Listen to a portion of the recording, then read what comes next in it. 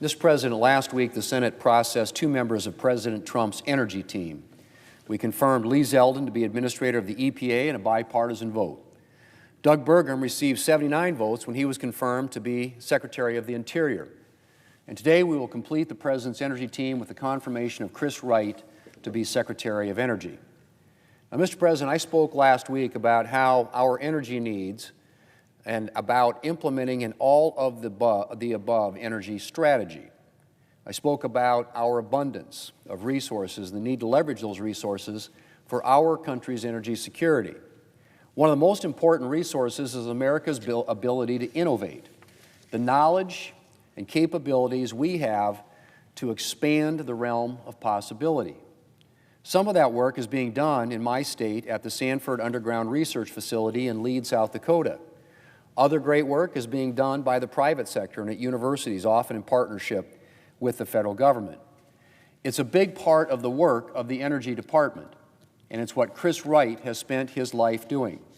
Mr. Wright calls himself, and I quote, a science geek turned energy nerd turned lifelong energy entrepreneur, end quote. And if he is confirmed, Mr. Wright will be notable among Secretaries of Energy for his depth of experience. He has experience in nuclear energy, solar, geothermal, wind power, oil, and natural gas. He's worked on innovations in technology that have reshaped the energy industry. And he's seen what energy can do to improve human lives, bring people out of poverty, and remake entire societies. Mr. President, Chris Wright is passionate about energy. He knows it's one of our most important assets, and he's ready to get to work. Our colleague, Senator Hickenlooper, has known Chris Wright for many years, and he described him not only as a successful entrepreneur, but as, I quote, a scientist who is open to discussion and someone who has that ability to assess what is possible and what isn't, end quote. Chris Wright will be an asset to President Trump's energy team, and I look forward to seeing what he can accomplish for our country's energy future. Mr. President, the Senate will also soon vote on the nomination of former Congressman Doug Collins to be Secretary of Veterans Affairs. Caring for the men and women who have served our country is an important obligation, and one that President Trump takes very seriously. Veterans are a top priority for the Trump administration, just as they were in his first term. To carry out this important mission, President Trump has tapped someone with a servant's heart. The son of a Georgia state trooper, Doug Collins just couldn't shake the feeling that he had a duty to serve. After college, he served in the United States Navy. Still feeling called to ministry, he went to seminary and began pastoring a church. But after the attacks of September the 11th, he knew his country needed him again.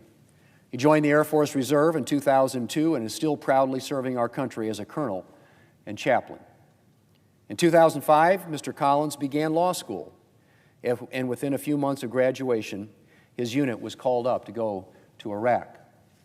As a flight line chaplain at one of the largest U.S. bases in Iraq, Doug Collins met and prayed with troops who were on the front lines of Operation Iraqi Freedom.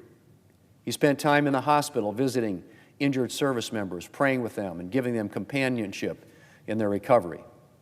Turning to public service, Mr. Collins brought that same servant's heart to Atlanta and Washington, representing his native North Georgia.